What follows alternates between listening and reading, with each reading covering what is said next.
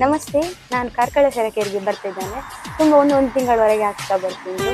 ಆದರೆ ನನಗೆ first of all ಇಲ್ಲಿನ ವಾತಾವರಣ ಎಲ್ಲ ತುಂಬ ಇಷ್ಟ ಆಗ್ತಾ ಉಂಟು. ಹಾಗೆಯೇ ನನಗೆ ಈ ಮಳೆ ಎಲ್ಲ ಬರುವಾಗ ಸ್ವಲ್ಪ ಡಸ್ಟ್ ಅಲರ್ಜಿ, ಜ್ವರ ಶೀತ ಹಾಗೆಯೇ ಬರ್ತಾ ಇರ್ತದೆ.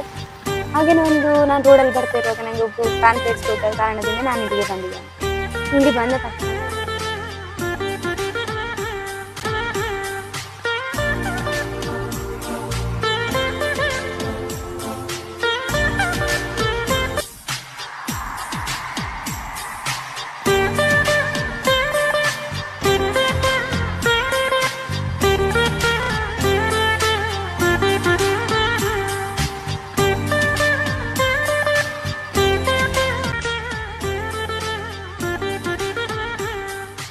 ತುಂಬ ಒಳ್ಳೆ ರಿಸಲ್ಟ್ ಅನ್ನು ಕೊಡ್ತಾ ಇದೆ.